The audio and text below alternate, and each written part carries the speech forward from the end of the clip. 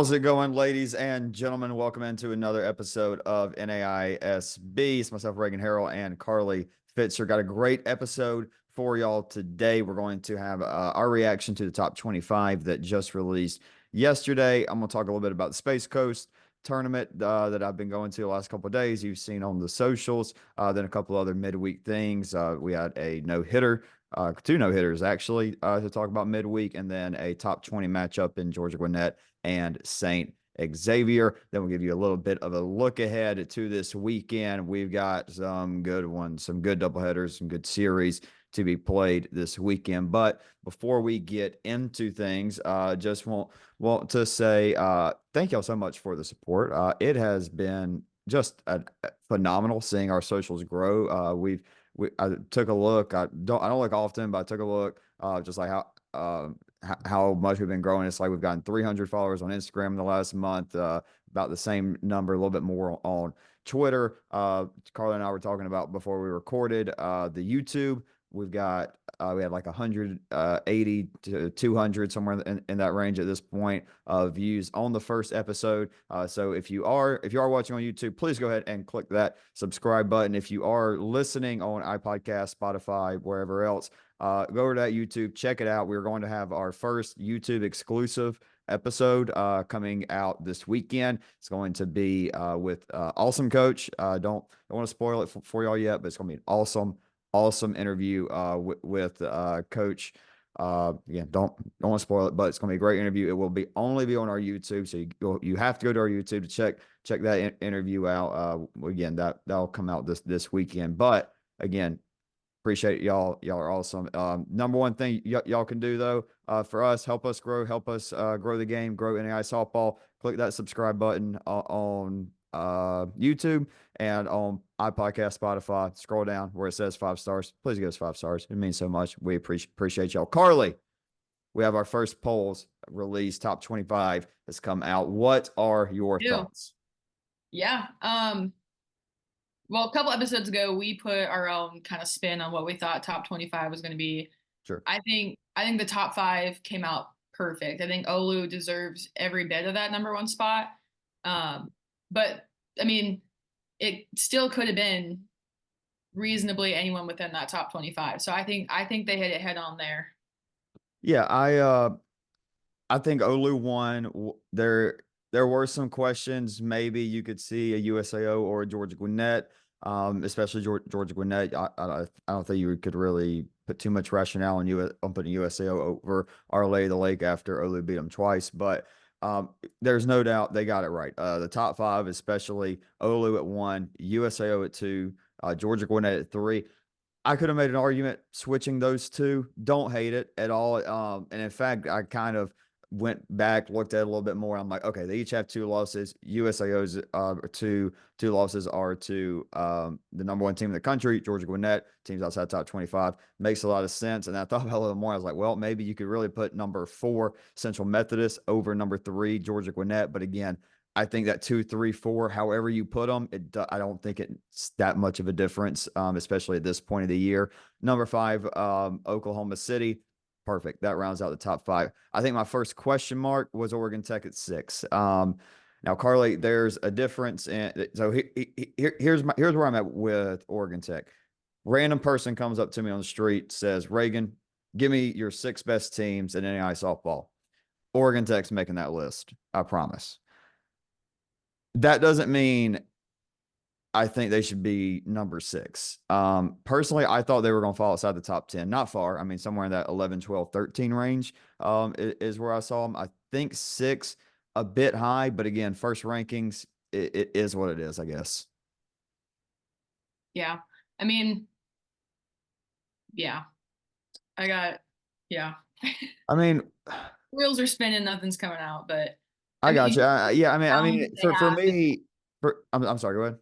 No, I was just gonna say, I mean, you look at the talent that they have, they definitely should be within that top 6, like you said. I mean, it's just the record's just not showing it right now. But like I said, it's not all about record. It's you look at what they have, they're going to make a run in the Cascade. I can tell you that. Yeah, no doubt. And I mean, look, the 6 losses are to number 7, number 11, and number 14. but my thing is they're number 6, and you have 7, 11, 14 right there. Now, do I think all three of those teams should be ranked higher than Oregon Tech? Probably not. I think Southern Oregon at 8, that was fine. I would have liked to have seen at least Hope International at 6 and Oregon Tech at 7. I would have at least liked to have seen that, but again, there's between 6 and 7. Nobody's going to remember that a year from now, so who cares? Um, Cumberland's at 9. I think maybe a tad harsh, but not really. That's pretty good. Marion at 10, I get that. Again, maybe a tad harsh, but they've only played 6 games. But I can tell you, we'll talk more about them when we get into Space Coast in a little bit. That team's playing some phenomenal softball right now. I really enjoyed watching them. I mean, they do not look like a team that's only played a half dozen games. Um, Carly, Jessup, they're in. They're in at That's number 11. No, we would like to see it in top 10, but yeah. 11's not bad. I mean, hey, not ranked to 11, that's an impressive jump, especially looking at the wins that they've got under their belt. Yeah, Eastern Oregon, you talk about big jump. Eastern Oregon, one of the biggest jumpers as well. They go from 24 to 14, moving up 10 spots. Only Hope International and Jessup bigger jumpers than them, I believe. Yeah, that's right.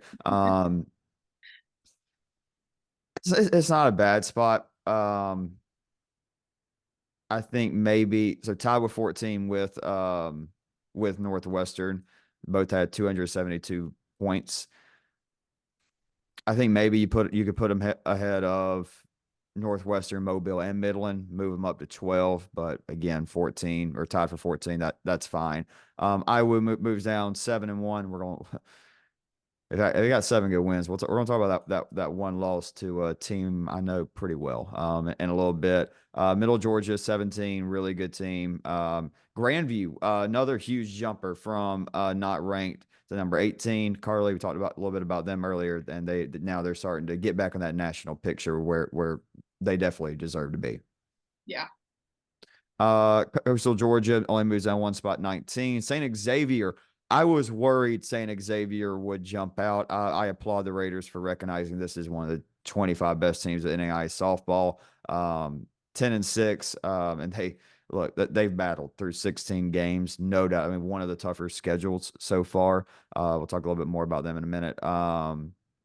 William Carey moves up 2 spots to 21. After NFCA, I think this team could have easily been somewhere in that 13 to 17 ranking. Tough weekend for them in Gulf Shores, though. They're at 13-5. College of Idaho at 9-7. So they're number 22 in the country. And again, they're definitely in that category. Don't count them out yet after a 9-7 start for sure. But man, there's one or two teams outside the top 25 I really think deserve to be in the top 25. I'm not saying College of Idaho doesn't, but at 9-7, I think it would have been fair to knock them out of the top 25, especially you saw with Baker, pretty similar resume. They dropped them from 11 to outside. So, I mean, credit the Cascade. They keep 3 teams in the top 25. Ottawa at 23, Concordia breaks through. They get in the top 25. Really good team, man. Team I got to watch more last week than this week. Talk a little bit more about them. Man, Concordia of Ann Arbor, that's a really solid team. Good to see them in the top 25, and then Reinhardt rounds it out. My biggest thing with it, not just, I'd probably say my biggest thing overall with the top 25, where I was like, all right, this one just doesn't make sense. Where's Madonna? Like, I get they're receiving votes, but still there's 1, 2, 3, 4, 5, 6. There's 6 teams receiving more votes for them, which who cares really? You got the RV next to your name. It is what it is. I don't know, man. I feel like that team should be in the top 25. I think, and look, not nothing negative on Ottawa or College of Idaho. Personally, I think so far an 18-1 body of work that Madonna's put together. We've talked a lot about them, a lot about that pitching staff. That team should be in the top 25, Carly. I think so. I mean, 18-1, you've beaten St. Xavier and Arizona Christian. I don't know. I find it kind of hard to see an 18-1 team getting left out, but like you said, I mean, you still got the RV, not a lot to hate on. You know, I don't want to say every sport because I don't. That I might be incorrect, but I know there are multiple sports in the NAIA that use some sort of computer ranking, AI, something to rank their teams. We don't do it in NAI softball. I'm sure Raiders use them in some capacity. I feel like we've got to be getting close to finding one. I've talked to a couple of coaches across the country over the last couple of weeks about it. We've got to be moving in that direction.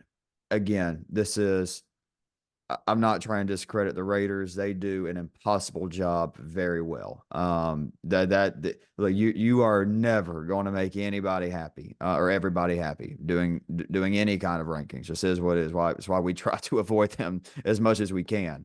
I mean, player and pitcher of the week or hitter and pitcher of the week for us are giving us enough headaches. But Yeah. I look at one, called the Massey rating. They've got Madonna at 8.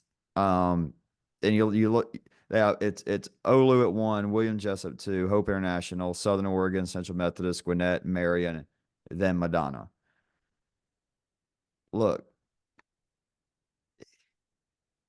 I get it's never we're never going to find a perfect one. I get it, and I'm not saying we should have an official one. I'm not saying there's one we should go to.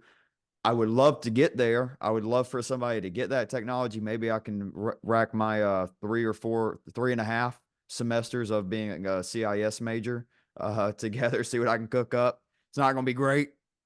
It won't, but I think eventually there needs to be something we can consistently go to because like, there's just too much. I mean, the Raiders can't possibly watch every game. They can't possibly know every stat. We don't even watch nearly every game or know every stat, know everything about every team, even teams up at the top. There's things we don't know about. I think that we will eventually find that, but you look at this one, which I think is a fairly popular one. I don't think some people know what the Massey ratings are, some won't. I don't know, but they've got Madonna at 8. Am I saying Madonna should be a top 10 team? No, they shouldn't be top 10. Probably not even top 15, but I think somewhere in that 20 to 25 range is very reasonable to put the Crusaders at. Yeah. All right, let's move on. None of the top 25. We could trust me. We could dissect this for the next hour. I mean, Could be a whole episode. but hold on. I gotta go grab something real quick, Carl. I've been hold on. I am not even prepared for this because I have not had to do this in a long time. Hold on, right here. I'm right back. I'm right back with it, but because I haven't had a chance to do this, and I've been waiting to do it for I don't know Oh, 40 or so I know episodes. what's coming. For 40 or so episodes, I don't even know how many episodes we've done so far of NAISB, but you all know watching the Weber Warriors at the World Series in 2022 is still one of my favorite moments. Let me put this bad boy on. Thankfully, Seth had this Weber hat right there. I ain't gonna put it on too long. I'm a little sweaty, but y'all see it. I got my Weber cap on. I'll theoretically put it right back on. It is great to talk about some Weber Warrior softball, Carly. They're above 500. Tough start to the year. Tough start to the year for the Warriors, but Bucks got things going. They've won 7 in a row. Probably one of my favorite moments since starting this. I got to be there for seeing Coach Todd Buckingham win his 500th game. Oh my God, it was awesome. Look,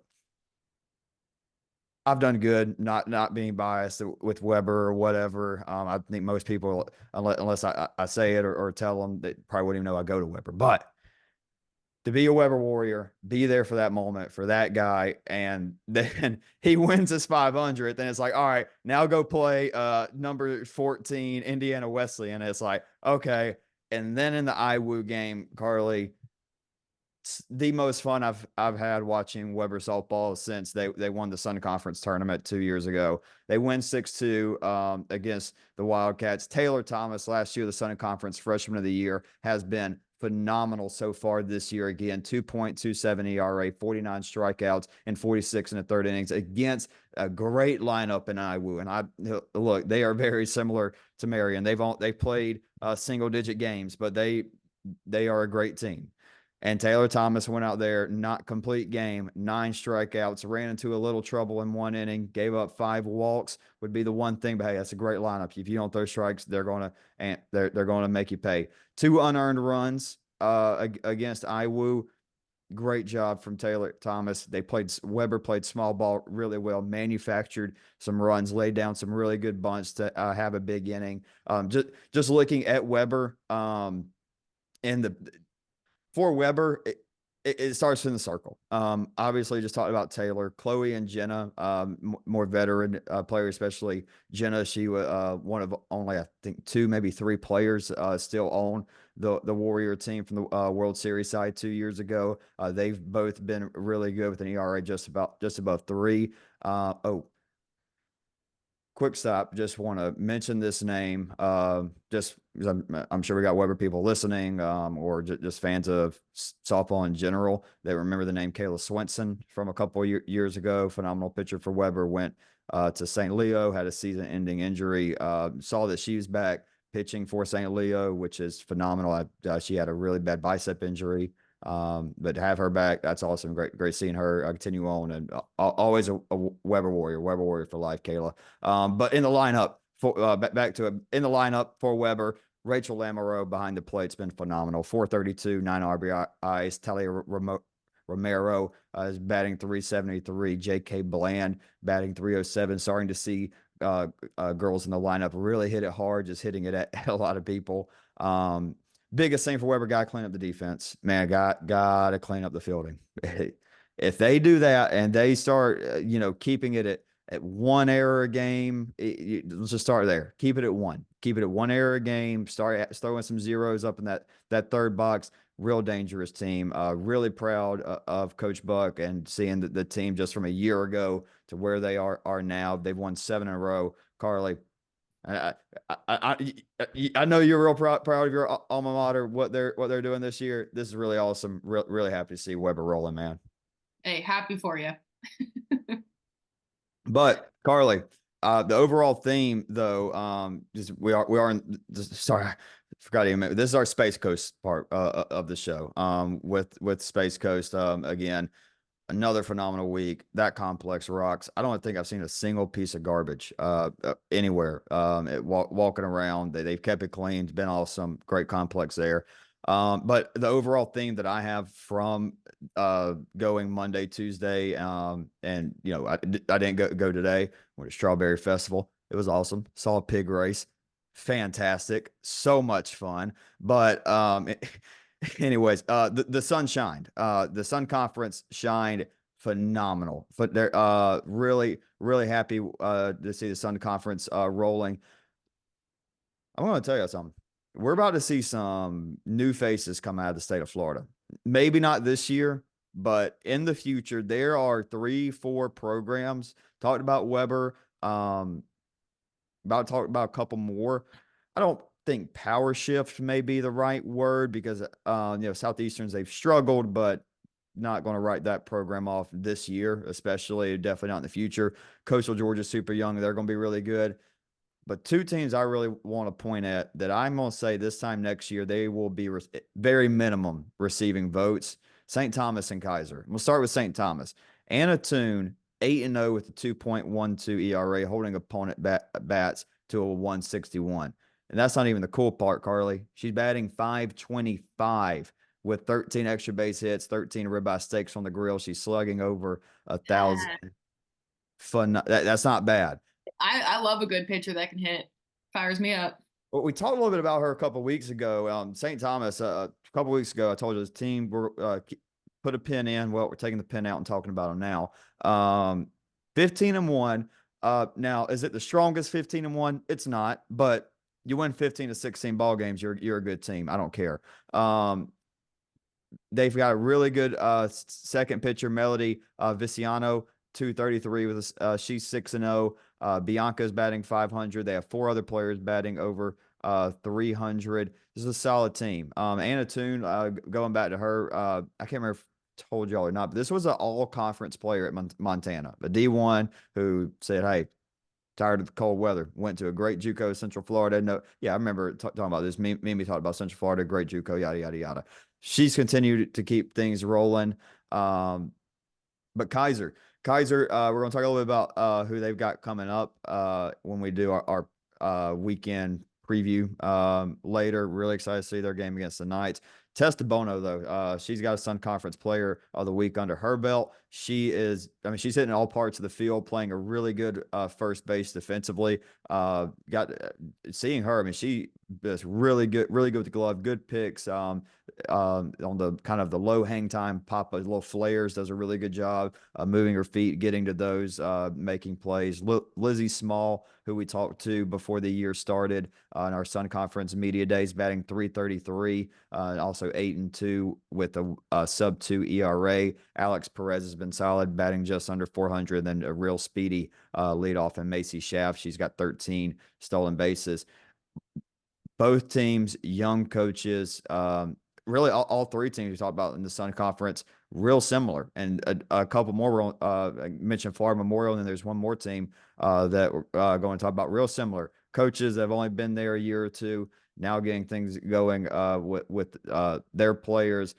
I'm telling y'all, I'm not going to be able to wave my Sun Conference banner around this year much. Probably not. Now, Coastal could get hot. Who knows? One of the teams we had talked about could get hot and do something. I'm telling y'all, this conference, this year, 2024. This is the worst the Sun Conference will be in softball for the next 5 years. Put it in the bank. One more team wanted to talk about. Solid Space Coast looking really good. Ave Maria, 21-7. Don't know if anybody's played as many games as them, but 21-7. They have a great sample size. Obviously, 5 players are batting over 300, highlighted by Ryan Salter batting 413. Real good trio in the circle with Sutton, Gallegos, and Gonzalez. Real excited for them. But yeah, Sun Conference teams, real happy for them. Really happy to see them going. No Southeastern and Coastal are going to be competitive throughout the year. Now seeing some new faces. Love seeing that in Sun Conference softball. But yeah, let's see. I'm talking a lot about Space Coast. Let me speed this up. Marion looks great. 6 games. Don't want to go too much in the stats and only 6 games, but Olivia looked great pitching. That changeup is phenomenal. She had about honestly, it was kind of funny seeing some of the northern teams like IWU and Marion down here playing on some hot turf down here in Florida. It's like 80 degrees. It's a little humid. Wasn't too bad. It's like I imagine August. So It's hot when you're coming from the Midwest. I get that. I get it. I get it. But I mean, they got 4 players batting over 400. Savannah's batting 600, 6 for 6, stealing bases, playing phenomenal shortstop. One other note I had on the week, Roosevelt's got some real solid pitching that I saw. Samantha Norman's got a ERA right at 1 in 24 innings, 30 strikeouts, 6 walks. Saw Kate Sisson throw for them against Marion, held that lineup to only 2 runs. I would look good, but yeah, that's pretty much it for Space Coast. Carly, what else we got in midweek action for NAIA softball? Oh, uh, one of our no hitters we're going to talk about, St. Francis, no Northwestern. Crazy, They crazy, were undefeated. They were, what was it, 16-0? something like that. They're 17-1 Something now, crazy. so yeah. Yeah. Kirsten Manning of St. Francis, 9 strikeouts, 3 walks. Yeah, low scoring game, 3-0. RBIs from Jalen Taylor. She was 2 for 3. Isabella Landros and Emily Boyle. That lineup had 11 hits against what we know as a solid Northwestern team. That's a huge win for St. Francis. and it's good to see because we're going to talk about another Chicagoland team in a minute, and that's looking really good. It's good to see Saint X, or I'm sorry, Saint Francis, doing something like this, showing that they can beat anybody in the country right now, especially if they have Manning on the mound. Look, a no hitter is a no hitter, especially if you go 7 innings against a lineup like Northwestern. It's another thing when you've only got 3 runs of support, where that lineup is a snap their fingers. I mean, walk, single, single, and that lineup can leave the yard at any time, and the game's completely flipped. So credit to her, phenomenal from Kirsten, and St. Francis, and a nice a huge midweek win. I mean, again, I mean Yeah. that's one where it's like, hey. Talked about this with Coach Buck and that win against Iowa. It's like, hey, you never know how this season's going to go if you're on the bubble for getting a bid for an opening round. It's like, hey, there's a top 15 win right there. Yeah. Yeah. It's always good to pocket those wins. Yep. Moving on, we got Georgia Gwinnett in a doubleheader against St. Xavier. Couple gritty wins for the Grizzlies. First game, 4-3 in 8 innings. Jane Hoover was 3 for 3 with a double and 2 runs. Chloe Goins was 2 for 4 with an RBI. And then Haley Robbins had a well-executed RBI sac bunt and a walk-off single to help pull out that win for the Grizzlies. Game 2, like I said, another lower scoring game, 1-0. Annalise Jarvis, complete game, shutout, 8 Ks, got an RBI hit in the fifth. That's it. That's it. That's all she wrote. All you need. Goins has been clutch for them this year. Got that RBI base knock, and look, I mean, sometimes it's simple. Sometimes it's like, all right, Annalise, shut them out. We'll score one. You know, Saint X actually hit her, which is something that hasn't been done much the last couple of weeks. They did get 4 base knocks. Say, look, we know the Grizzlies. We've talked a good bit about them. Saint X is a really good team, man. That 10-6 record's not giving them justice. Talked about Saint X last week in the Gulf Shores. They got a couple players batting over 400, a couple more batting over 300. They pitch really well. I mean, Summers is as good of a pitcher as there is in the NAIA, and Julianne Class. I mean, they're the only 2 pitchers that have seen innings. I mean, they have pitched all what is it?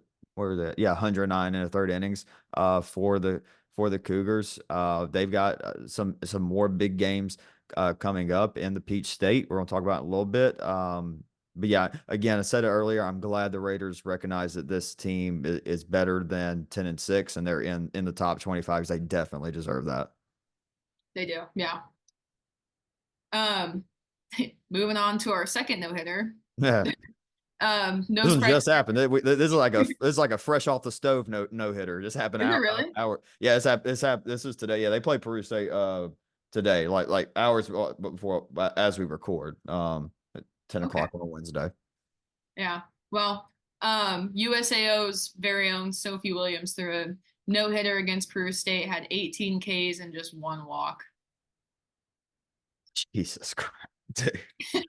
I'm telling you, the pitcher of the year race this year is going to This is be insane. it's going to be nuts because you have your girl Aaliyah, I don't know the week she just had. Annalise, yep. Ali Puente, yep. Valdez, Ali Valdez. Puente, Yeah, gosh, we have some good pitchers. We got some really good. We are blessed to have be this like a kind of Chloe pitching right Paul. now. It's awesome. Um, let's see. I think that's about it for the midweek. Maybe 1 or 2 things we missed on, Yeah. but I think that's the main There wasn't storylines. much cooking early No. this week. If you are sticking around, congratulations. You're going to get a little bit of a preview for what we have coming up for this weekend, not just the games, so we're talking about in a minute. But like I said at the beginning of the episode, we are going to have a YouTube exclusive interview. That is going to be with Coach Babs from Iowa. Look, I cannot wait for that interview, for y'all to listen to that interview. Look, there are so many great schools in the NAIA that I think champion, and so many great teams specifically, in softball and in other sports that I've seen and covered that champion what NAIA should be all about and is all about. I tell you, and I'm sure a lot of you know Coach Babs, know how that program is run. Man, that's first class. That is a first class group. Can't wait for that. Can't wait for y'all to check it out. But again, it's got to be on YouTube. You got to check it out on our YouTube. And again, please subscribe. But Carly, man, Thursday, and then Thursday, Friday, Saturday, we have got some great softball to watch. We do. So yeah, Thursday kicking it off, we got number 24 Concordia. Um, they have a jam-packed weekend. They Yeah. got STU, number 16 IWU, number 20 St. Xavier, and number 25 Reinhardt, which Uh, I don't think they don't play SA Saint X and Rhino. That's my bad. I typed that bad in the notes. They play Concordia plays St. Thomas and IWU. Saint Xavier. oh, That's my bad. I typed that weird in the notes. okay. Still jam-packed weekend though if you're playing IWU. I Sure. mean, we've talked about them. They're a really good team. Yeah, and Uh, then St. Thomas. Now that is now. I'm gonna let you go, but that's St. Thomas Concordia. That's gonna be my big. All right, St. Thomas. What we got? yeah. So any hoozle. Um, Concordia, the Cards are led by Shannon McAlden. Um, I noted her as Mrs. Lightning McQueen. She's got 16 stolen bases, hitting a solid 500. And then they got 5 other players hitting above 350. Solid pitching behind freshman Emily Underwood. She's posted a 1.21 ERA and is pushing 60 strikeouts. So, yeah, I'm excited to see what they can do against a talented IWU. Yeah, that's gonna be gas. Talked about Saint Thomas earlier. That one's gonna be good. But in the other Thursday game, Saint Xavier against Ryan, you had me scared for a minute. I was like, wait a minute, Saint Xavier and Reinhardt are coming to Florida and playing. I'm like, oh my god, yeah, I gotta get there tomorrow. But no DH between those two. Talked about Saint X Reinhardt. Having a real solid season, 10-4, real good, really good lineup, batting 310. Overall as a lineup. Eagles right at the top. Alexis teams has been phenomenal, batting 400 for them. Ansley Evans, 13 RBIs. Emily Lovelace, who got to see her a lot of really good things when they came down to Florida and played. So real excited. That's going to be a great matchup. But Carly, this has got to be the biggest non-conference series, maybe the best overall series when it's all said and done. Starting Thursday, they go in and play Friday. A 3-game set. Georgia Gwinnett against the Cumberland's Patriots. I think the Pats are real happy about being ranked number 9, and then Gwinnett moving up into where they were ranked. Think they may be a little fired up to go out and play in Williamsburg this weekend. I think so. I think it might have lit a fire there, and it'll be a heck of a series. Yeah, I mean, two teams. Y'all know about them. We've talked about them a ton. We've Y'all done know it. GGC. Y'all know Cumberland's. That's going to be a banger. I think the biggest thing is what's going to be the cat and mouse game played between Coach Bailey and Coach Cat in that one. How much will Gwinnett let the Pat see Annalise, because this is obviously a potential opening round or World Series matchup. Same for Radford and Burgess. Lot to be seen. I think it'd be interesting to see maybe does Coach Cat can keep doing with Annalise, put her out there in the 5th or 6th inning or 7th and get a save, which by the way, she's up to 4 saves now, I think. Same thing for the Pats, where they do something similar with Radford and Burgess. Really interesting. My eyes are going to be glued watching that one. But moving on to Friday game, I'm going to go and watch. Oh, I can't wait for that Kaiser Seahawk Marion game because that so St. Thomas and Kaiser, talked about them earlier, both have 15 wins. These are the ones, and not, again, if they lose, it's not forget it, never mind. It's not that. But it is if they win, it's like, Okay, now Sun Conference, they're some a lot's different in the Okay. Sun Conference at that point. Like if St. Thomas takes down top 25 team, or definitely if Kaiser takes down top 10 team, it's like, yep, somebody in South Florida has really taken over. Really excited for that one. And Carly, some other really good ones this weekend or on Friday. Yeah. I think the one I'm kind of got my eye on is number 14 Northwestern and Madonna. We talked about Madonna, 18-1, left out of the top 25. I think that will be a really good one. Northwestern, especially coming off that loss earlier this week. That will be a really good one. Another one I'm looking forward to is Benedictine in Ottawa. Oh We know a yeah. lot about Benedictine and what they got cooking down there.